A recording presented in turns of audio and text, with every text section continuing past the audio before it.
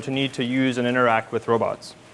And so this brings about a much larger need for human-robot interaction, where you're going to have untrained users, people that haven't taken ML and optimization, and are going to need to talk to robots and interact with them in some way that goes beyond the current interfaces, such as buttons and programming interfaces. So one way of accomplishing this is natural language. So this is speech that you and I would use every day. If you think about it, it's something people already use extensively, right? Human teams interact using speech. And it would really allow us to control robots in an intuitive and flexible way that doesn't require any kind of specialized interface or really extensive training. So one instance of this problem is following route directions. So if I give a robot in a completely unknown environment, so it starts off with no knowledge about the world, and I give it a direction like go past the elevator, turn left to the kitchen, and go towards a printer. Really, the question we're going to ask today is, what should the robot do?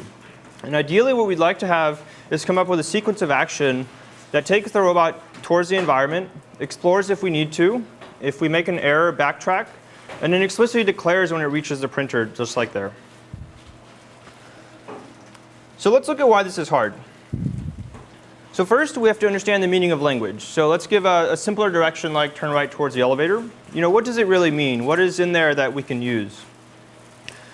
You'll notice that we have an unknown goal location. So your kind of standard planning algorithms are going to fail because you don't actually know where your destination is. You'll notice that even though the direction's set to turn right, the first thing we're doing is actually going straight. So we're taking actions that don't look correct at first. If we make a mistake, we have to be able to not only realize this, but also to recover from the failure. We've been reasoning about this landmark in elevator that we haven't seen until just now. So we're really trying to reason about landmarks that are not initially visible. And then the last part, which is actually a pretty big challenge, is that we have to decide when we're done. So you'll notice that there was a whole part of the environment that we hadn't explored, but because we followed the direction and we feel like we followed it well enough, we're never going to be able to explore every single possible option, and we have to decide when is good enough. So again, the problem is, how can robots understand directions in an unknown environment? So given some language and some perception, the question we're going to ask is, where should the robot go? And for us, the key nugget is that language is information. And we can use the language to infer two things. And this will be kind of the outline of the talk. So the first thing we're going to look at is going from language to behavior. So given a language command, what should we do in the world? And the second part of the talk is going to be how about inferring both maps and behaviors. So given a language, what does the world possibly look like? And what should I do in this distribution of worlds that I have inferred? So the first part is going to be about inferring behavior from language. And so the approach we've taken is sequential decision making under uncertainty. And we're going to train a policy using imitation learning. And I'll show how we apply this to both indoor and outdoor environments. So the first part is we want a sequence of actions. We want a behavior which follows a direction if it can, explores the environment when it needs to, backtracks if necessary, and then explicitly declares when the destination's been reached. So before we get into the nitty-gritty, let's look at just a very high-level thing about natural language directions. So these are some things that we can exploit from natural language. The first thing you'll notice that is directions are sequential in nature. So they usually tell you do something and then do something else. And then the language contains a lot of semantic information. So if we look at a direction like this, turn right towards the elevator and go through the doors, out of it we can get things like verbs, which tell you what to do and where to go, landmarks, which are things you're going to see, and then spatial relations, which tell you the relative geometry between what you should do and the landmark that was described. And so using this is prior work called spatial description clauses. We can extract from a full natural language direction a sequence of directions, a sequence of chunks that we're going to follow one at a time. And these chunks are going to have semantically meaningful information for us, such as verbs, which will tell us what to do, landmarks, which will tell us what to see, and then spatial relations, which will tell us how to move in the world. And really, natural language is very, very hard. And so this helps us because instead of having to reason over all of language, we're able to reason over smaller portions of it. So basically, direction following is going to look something like this. We're going to start in some state. We're going to enumerate a set of actions. And our policy pi is going to tell us which one to take. And that action is going to give us more information about the world. It's going to take us to somewhere we haven't been before. We're going to get a new observation about the world. So this may be a new thing that I see or a new place I know I can go now. And then we're going to tie that back into our world model and kind of update our observation about the world. And that's going to update our state. And so we're just going to cycle this over and over until we've decided that we're finished. And what we're going to do in the next few minutes is sort of fill in each of these blocks. So we're going to fill in kind of exactly what the state looks like. So how do we actually represent the information that the robot knows? How do we represent the places that the robot can go? And how do we train a policy that using imitation learning that goes from state to action? So really the state is what we know about the world. So this is the things that we've seen in the past. And also it contains the language. So you can think of a robot starting off in an unknown environment, and it's only got one place it could go. And we're going to build up a graph online of the environment that's going to contain all of the places we can go and all of the landmarks that we've seen. So as we move one step further, we can see that we have an option. We can go left or we can go straight. We also notice that we saw a stair. Similarly, as we continue through the environment, we sort of update online this knowledge of this boundary of knowledge. So essentially, there's the parts of the world that I know and the parts of the world that I don't know. And kind of at the edge of this explored space, we're going to put a graph node down, which is going to be helpful for getting actions together. So the action set is basically all the places that we could go next that would give us more information about the world. So the first time, there's only one place we could go, and that's forward. But as we reach an intersection, we could either turn right or we could go straight. And so we want to represent this choice by having two different actions, which would be the go straight or go right. Sometimes we'll pick a landmark that we use for navigation. So we might pick the stair, or we might pick the elevator in this case.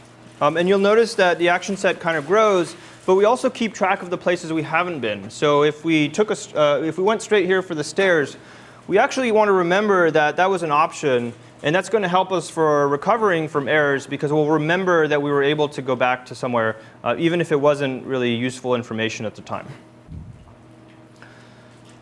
So let's go back to our diagram. So again, what we have now is a representation of the state. So these are the objects that I know, kind of everything I know about the world, so landmarks, places I can go. And we have a representation for actions, but we have many, many actions. And so what we really need is a way to come up from one to the other, and that's going to be our policy.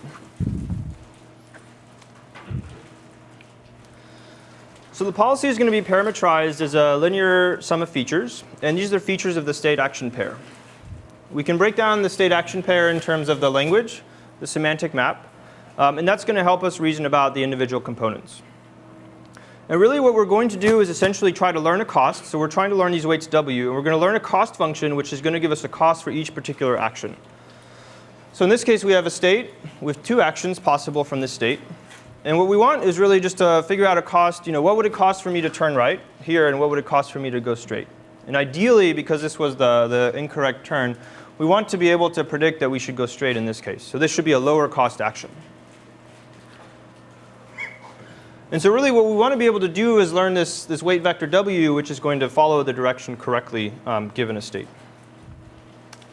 So before we look at exactly how we train it, let's talk just a little bit about features. And so this, again, is sort of inspired from prior work. So I'm just going to give you a high-level overview of the types of features we use. So we have a lot of features that relate to the shape of the path. So for example, you could imagine a cumulative angle as a feature that would be related to how a path changes or turns. We have a lot of features that relate to the name of the landmark. So for example, you want to reason about the landmark that was in the field, the SDC field. But you also want to reason about landmarks in the world, especially those that you may not be able, that were not in the direction directly. And so for this, we use two things. One is WordNet, which allows us to relate how similar things are. And then another is a Flickr data set that we've collected that allows us to use co-occurrence relationships between things. And so for example, if your robot doesn't have a kitchen detector, right? A kitchen is kind of a hard thing to detect because it's really a collection. But if you could detect fridges and microwaves, you're going to be able to reason about the fact that those two things are very similar semantically. We also reason about the relative geometry of the path and the landmark. So for example, you could compute the difference in the distance from your start to your end position and see how that changes over time. And that might be telling you if you're going towards something or away from something. So now kind of the only piece that we're missing from our diagram is how exactly the policy is trained. So how do we learn W? And so for this, I'd like to introduce Tom. So Tom was my co-author. Tom is a very smart guy. He got his PhD at MIT. And so he's able to follow simple directions like turn right towards the elevator. So he's going to tell us exactly, he's going to show us what to do. So he's going to give us a path in the environment, something that he would have done. And what we want to do is compare this to our robot's current policy, so the policy pi, and then penalize disagreements. So anytime Tom took an action that the robot didn't take, we want to penalize the robot. And then if the robot took an action that Tom didn't take, we want to do the same thing. So really, we want to compare the robot behavior with the expert's behavior. So from these states that Tom visited, we're going to be able to extract the states that he visited and also the action that he took. And that's going to form our demonstrated action set. So here we have the first action that he took was to go straight, and the second one he took was also to go straight. And for those states that were visited by the expert, we're going to compute what the current policy would have done. So maybe in this case, Cobot actually agrees. And so this is good, but we just want to make sure that we keep track of this and remember these. So these are going to form our first two training examples down here. This was the first kind of the short step and then the longer step. And then we're going to ask Tom in the next state, what did you do? So he went right towards the elevator. And maybe Cobot decided to go straight. And so we have our third training example here, which was a mismatch. And so really, ideally, like I said, we want to penalize disagreements, right? So we want to find a way to make the straight action from this place more expensive to the robot so that it picks the right turn instead. And we can do this by writing down a loss function, which essentially just does what I said in math. So it penalizes disagreements. So it has kind of three main parts. So regularization, we all know, is kind of just to keep our model simple. We have a part which relates to the demonstrated cost of the action that was taken. And then another part which is the cost of the planned action. So this is the action that the robot actually took. If we take the gradient of this, what we'll notice is that anytime the demonstrated and planned actions are the same, the features are going to be the same, and so the gradient is going to be 0. So nothing's going to change in our policy. So that's good, right? So if everything agrees, we're going to stay as it is if we ignore regularization. Now, if the robot took an action that the expert didn't take, what's going to happen is that the cost of the robot's picked action is going to increase. So it's going to be less likely to be picked next time. And the cost of the planned action is going to decrease. So it's going to be more likely to be picked next time. And so we just want to iterate this process, collecting more and more decisions that the robot made until we converge to a policy or we get tired. So we thought this was going to work great. And actually, it was terrible in practice. So let's look at why.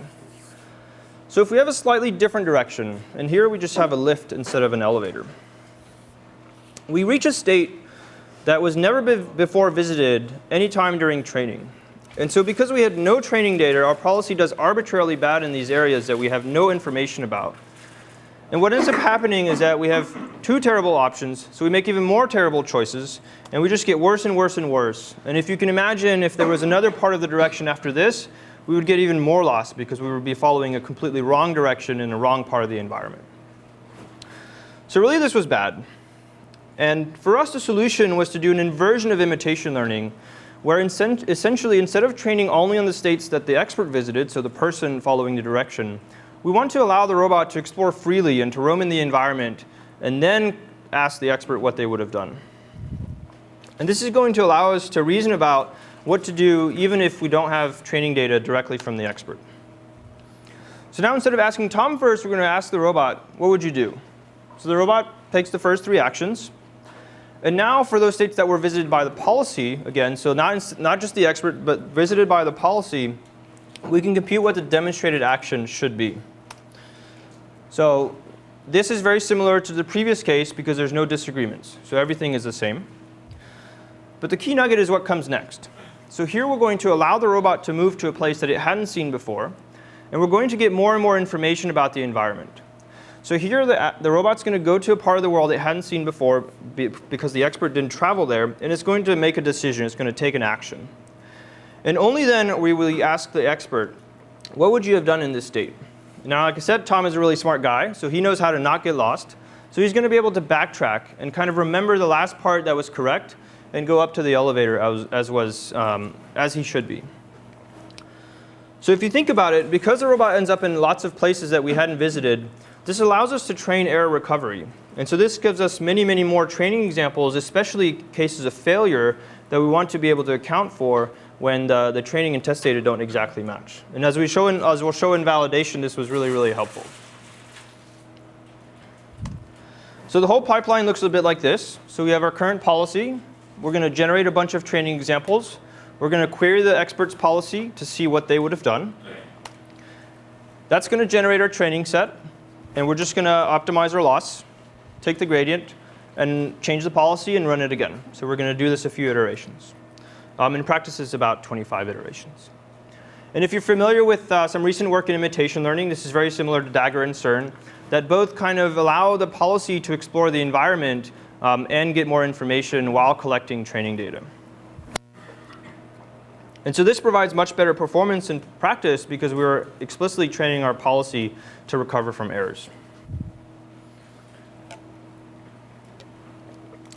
So we evaluated this on a corpus of directions that were taken from MIT's campus. So this is a floor at MIT. It's got a couple hundred annotated objects. So these are things like whiteboards, trash cans, rooms, bathrooms, I think kitchens even. So all those kinds of things. And we're going to split the set of directions that we generated based on kind of where they start. So on one side is going to be our training set, and the other side is going to be our test set.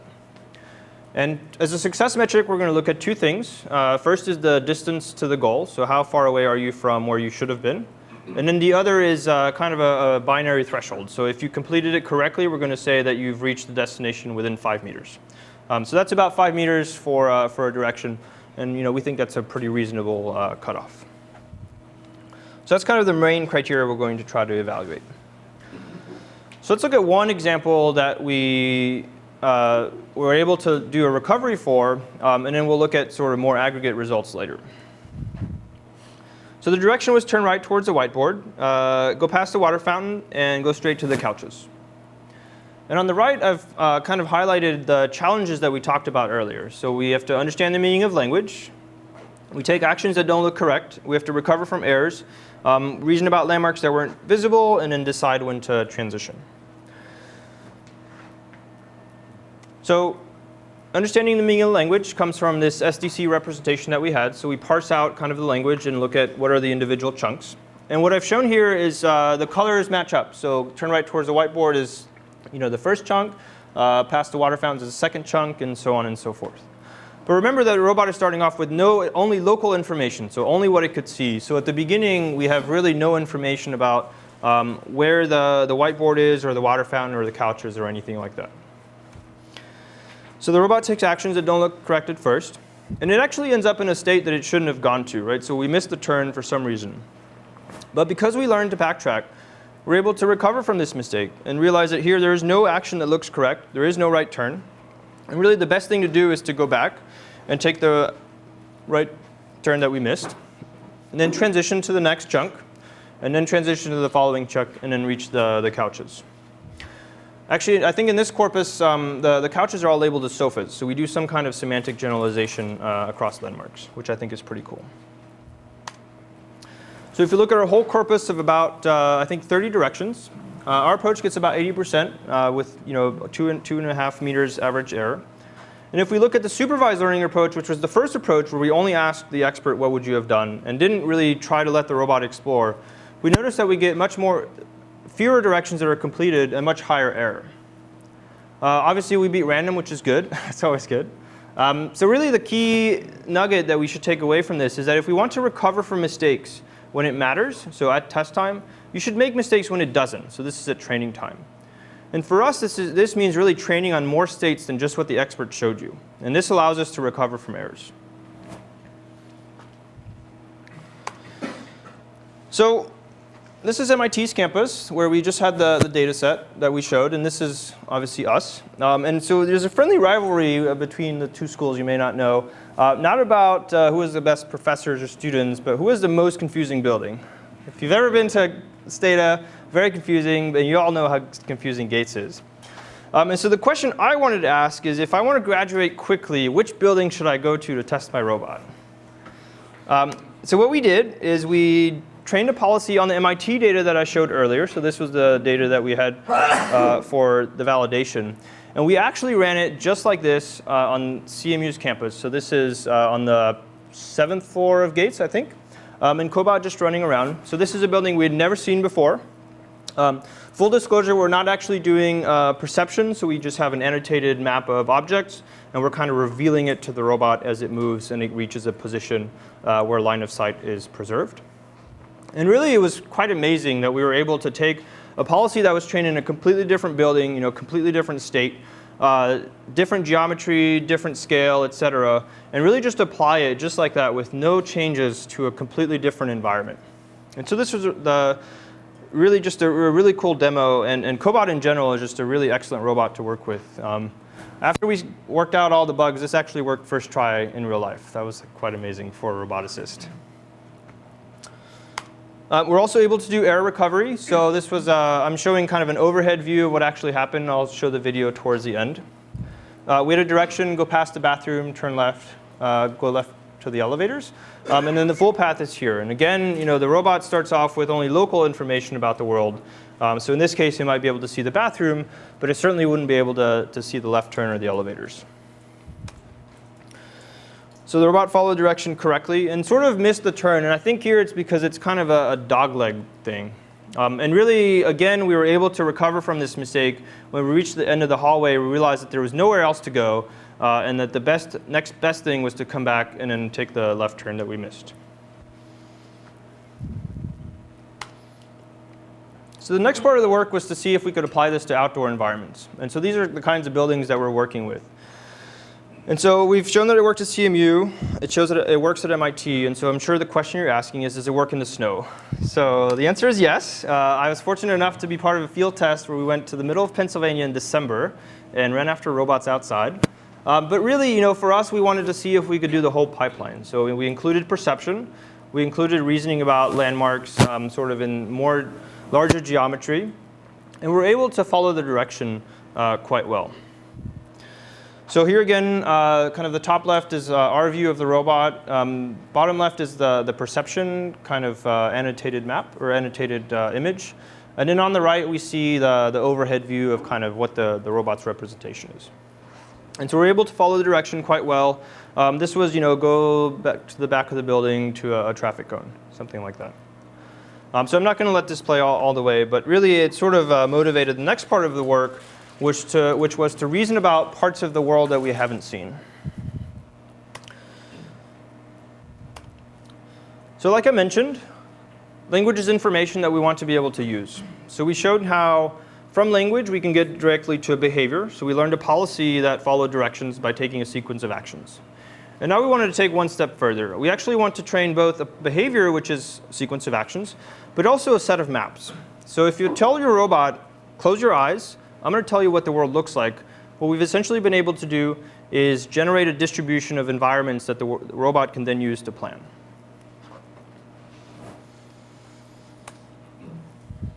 So here's what it actually looks like. So operator has a viewpoint where it can see both a cone and a hydrant behind it.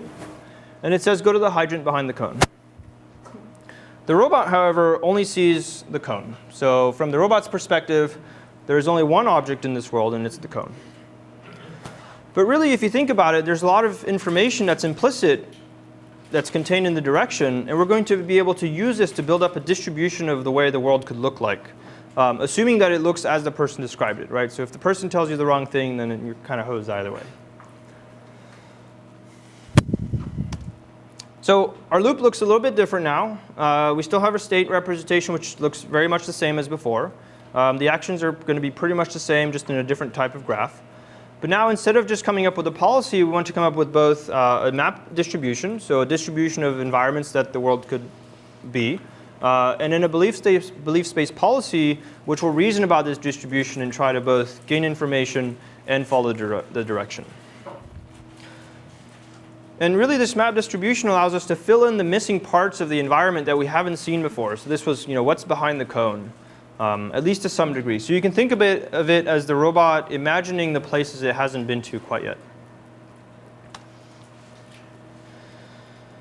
So let's look at that same direction. So go to the hydrant behind the cone. And we start off with a map that's pretty much empty except for the cone and the robot. So we know where we are, and we know that we see one thing in front of us. From the language, we can infer a set of annotations. So this is, there exists a cone somewhere. There exists a hydrant somewhere.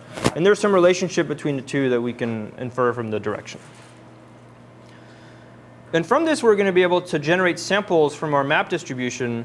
And so this is shown by these hydrants here, which lie all behind the cone. And really, these are going to be helpful for us to plan actions in there, in the space.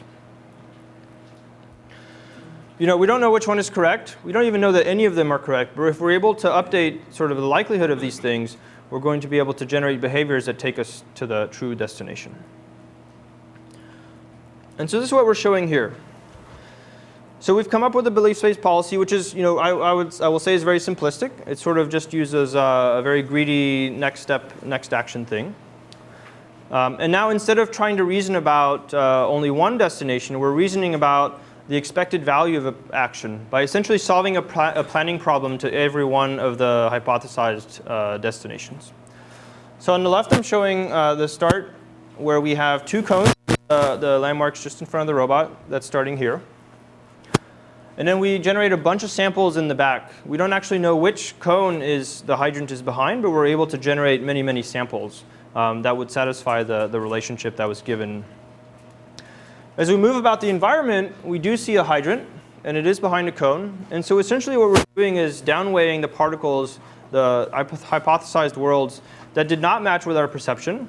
And we're increasing the likelihood of the particles, hydrants, that do match with our perception. And so this is changing the value function that we see here. And by following the gradient, we're able to reach the destination and finish following the direction. So really what we're trying to do is pick an action that does well in expectation over all of the beliefs that we have. So here's a video of the initial experiment that I showed. So the direction is still the hydrant behind the cone. You see the robot's perspective on the top right, and we saw that we didn't actually see the hydrant from the start. And then on the bottom right, I'm showing our distribution of maps. So what does our distribution look like over time? And then you'll see the three sort of highlights in the bottom.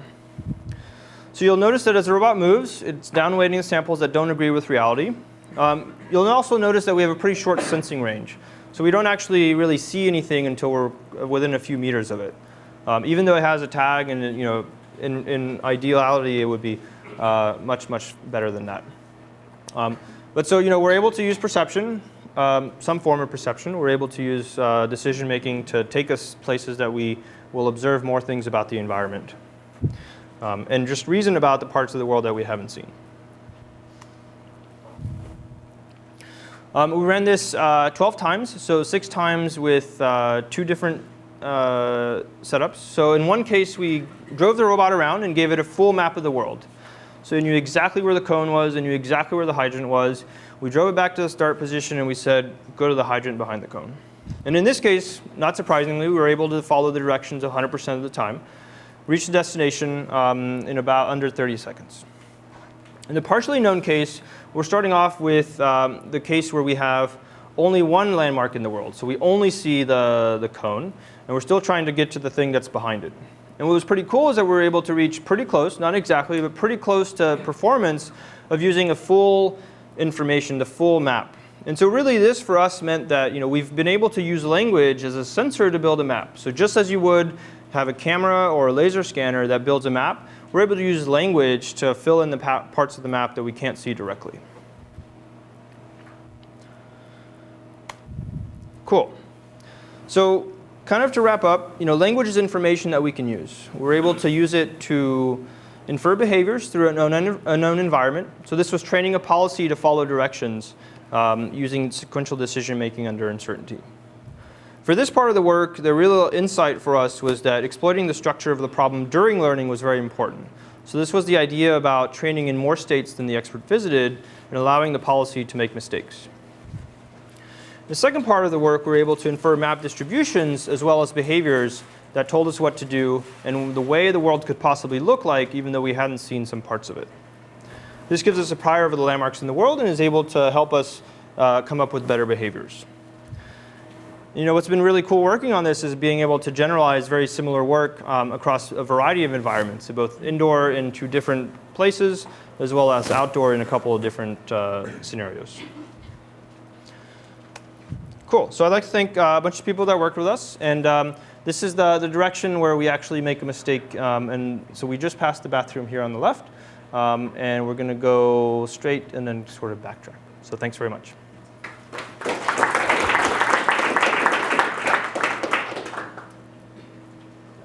And I'll be happy to take questions while this is going. Sure. So if you let him, you train also on his errors, yep. I have to label more points. That's right. Is there can you quantify the trade-off? Maybe I should, because I don't want to label a lot of points because it's painful. So that's a great question. So you're basically asking, how do we come up with the expert's policy? And it turns out that from a trace, in most environments, you can come up with what the policy would have done by just keeping track of the last divergence point. Okay. So if you remember sort of the robot went forward, you can keep track that, well, instead of going straight, you screwed up there, you should have gone right. So it's not that painful to label all these points? Yeah, so it's actually no more painful than keeping the trace, the full trace, and being able to discretize that into state action pairs. Is there a number to how many steps you keep in the backtrack, or how many backtrack steps you maintain at any given step in following the directions? Do you kind of cut it off at some point, or set costs at various Sure. So for one chunk, you'll remember all the possible places you could have gone.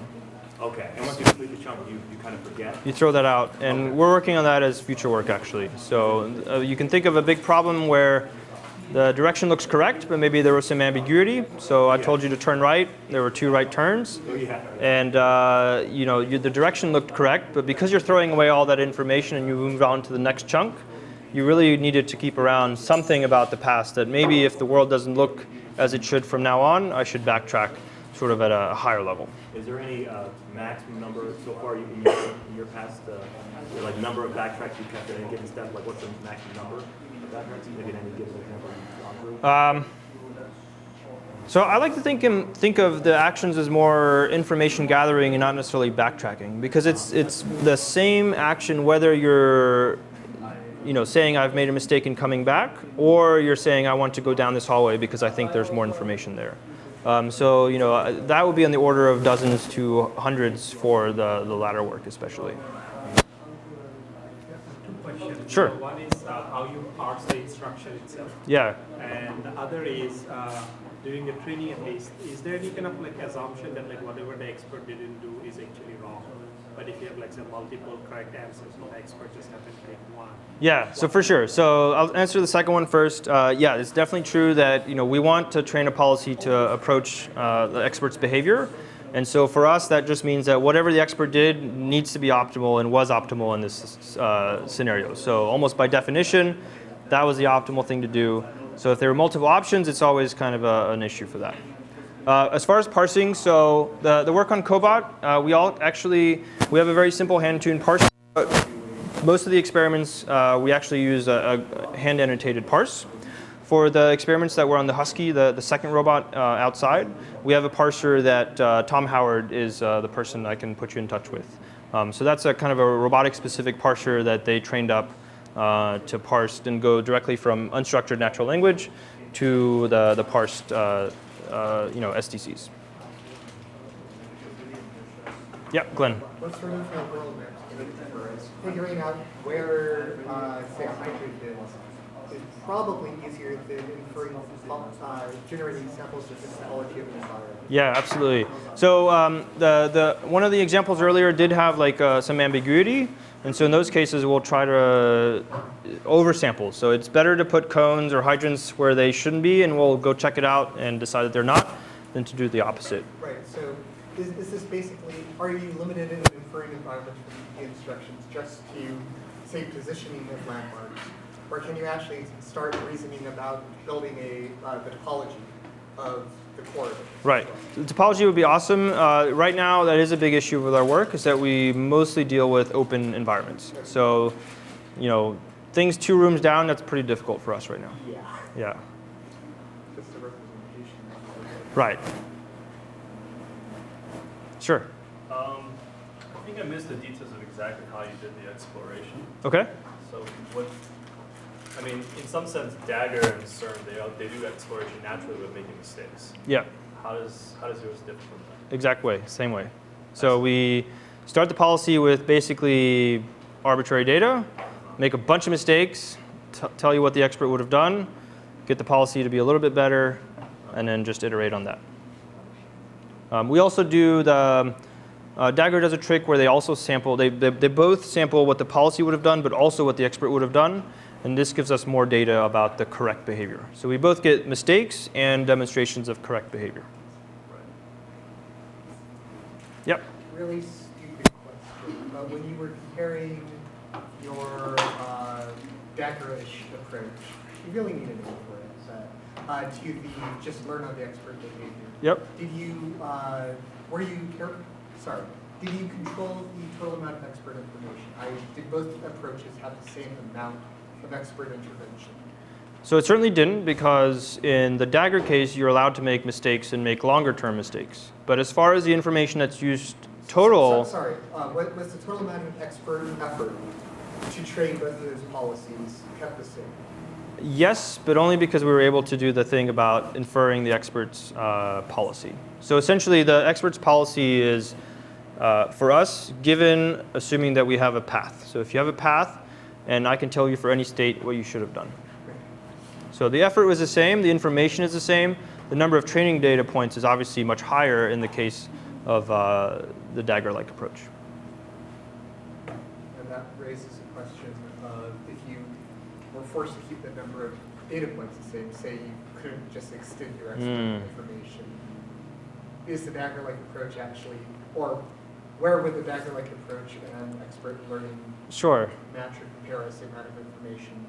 Yeah, I mean, if you're interested in like effort in terms of that, then I think that's a perfectly good metric. For us, we're very much interested in like the end result. Can the policy follow the directions? And so we're going to throw anything we can at it. Sure. How did you choose the action set? Like if you have a person walking down the stair or the floor, if you look right, and is that an action to the robot that you should be observing and trying to figure out, or like it's an action, right? You need to use effort to do the observation. So how did you choose the action set for the robot? Sure. So in this case, the robot is for where we have a visibility map. So we have pre-annotated landmarks. The actions are just paths. So we don't take into account heading. But certainly when we have a restricted field of view, and we're finding this on the second robot that we worked with a restricted field of view, it does become a problem because if you go around something and you sort of don't look right, you're going to miss it. Exactly, and if you teach that that's the right way to go forward, then you never look right. Yeah. Yeah, so you certainly have a problem there. But we certainly could do things like apply heuristics to the path. So after you come up with a path, you could maybe look at where you expect landmarks to be and look there. So there are certainly things that may not have to, the problem is the demonstrations aren't going to have head turns, for example, unless we go like really fine-grained, because a person walking around is able to look around. A robot has to actively direct its focus of attention. So that's certainly an issue for us. So in the last part of the talk, when you generated samples that use space based on some description of language, how did you do that? Given any linguistic description of what you know, you can generate corresponding in the belief space? Sure. So that's a good question. So the mapping, actually somebody else worked on, but I'll give you the high level. So basically we get annotations. So this was like the existence of landmarks. So there's a thing, there's a bobber, and then some relationship between them. We look at the current landmarks that are already in the map. So maybe perception told you there's already a cone. And then from this we can sample with some likelihood, it's going to be a completely different landmark in a new part of the environment. With some likelihood, it's going to be the landmark that we're seeing. And then the relationship, we have a fixed set that's currently hand-coded but could easily be trained. And so that just encodes the semantic or topological relationship between things. And so we're able to sample from that too. And then I see you just plop down objects at random, discard any that don't meet your criteria. Yeah, so there's a lot of rejection sampling. Awesome. Well, thanks very much. Thanks.